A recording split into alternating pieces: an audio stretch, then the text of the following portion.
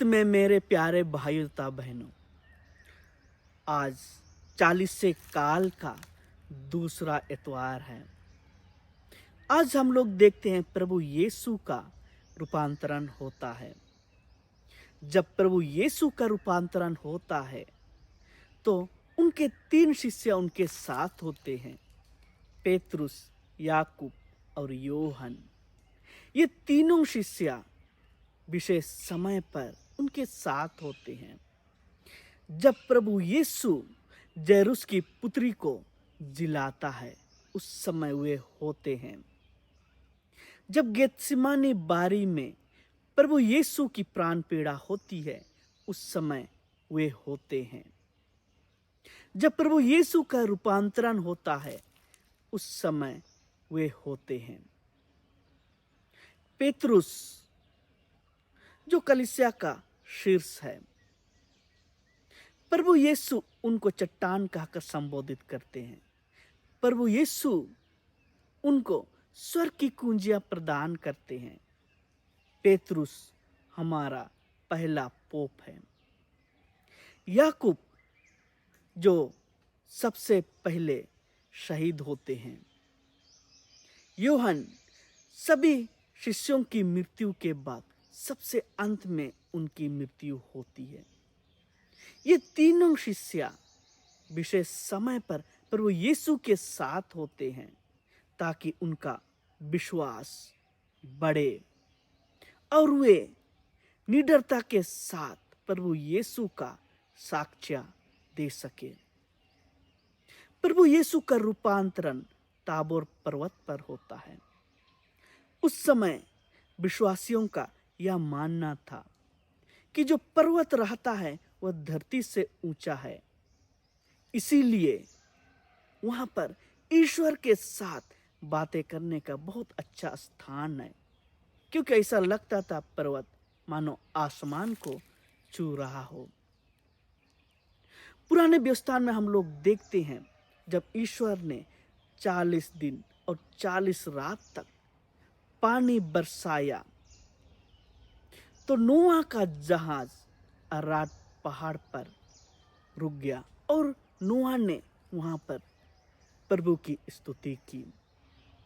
मोरिया पर्वत पर अब्राहम अपने पुत्र को बलिदान करने जा रहा था। सीनाई पर्वत पर मूसा ने ईश्वर के साथ 40 दिन और 40 रात समय बिताया और सीनाई पर्वत से उसने 10 आज्ञाओं की 2 पट्टी लेकर आया। नेबो पर्वत से मूसा नबी प्रतिज्ञा देश देखता है। जियोन पर्वत पर राजा सोलोमन मंदिर बनाता है। गोलगोता जो कलवारी पहाड़ है, वहां पर प्रभु यीशु की मृत्यु होती है। ताबोर पर्वत पर प्रभु यीशु का रूपांतरण होता है। जब प्रभु यीशु का रूपांतरण होता है, उस समय शिष्यों को एलियस और मूसा दिखाई देते हैं। ये दोनों नबी पुराने व्यवस्थान के प्रमुख नबियों में से थे।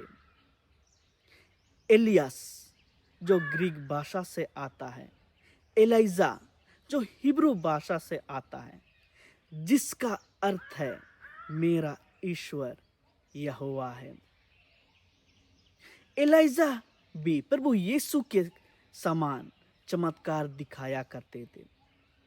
जब एलिजा प्रभु के लिए वेदी बनाई और उसमें होम बलि चढ़ाया तो उसने प्रार्थना किया ईश्वर से, और ईश्वर ने आकाश से अग्नि बरसाया और जो होम बलि था, लकड़ी था, वहाँ की पत्थर था और वहाँ पर जो धूल था, सब कुछ भस्म हो गया। एलियस ने एक विधवा के बेटे को जिलाया। सीदोन में जब अकाल पड़ा, उस समय एलियस सरप्ता के एक विधवा के पास गया और उससे रोटी मांगा, और उस विधवा के बर्तन में आटा और कूपी में तेल जब तक कि उस प्रदेश में पानी नहीं बरसा, अकाल समाप्त नहीं हुआ, वह खत्म नहीं हुआ। एलियस भी नहीं मरे। एक अग्नि रथ आकर उसको उठा ले गया आकाश में। जी हाँ मेरे प्यारे भाइयों बहनों, जब हम लोग मूसा के बारे में सोचते हैं तो मूसा नबी जो है नियम के रचयिता हैं। बाइबिल के 5 शुरू के पुस्तक इसके रचयिता मूसा नबी हैं। जी हाँ मेरे प्यारे भाइयों बहनों, हम लोग देखते हैं कि बचपन में उसकी जान भी एक चमत्कारिक रूप से बचती है। उसको एक टोकरी में रखकर नदी में बहा देती है उसकी माँ। जी हाँ मेरे प्यारे भाइयों तथा बहनों, जब वहां पर ताबोर पर्वत में प्रभु यीशु का रूपांतरण होता है तो उस समय आकाश से यह वाणी सुनाई देती है, यह मेरा परम प्रिय पुत्र है, इसकी सुनो।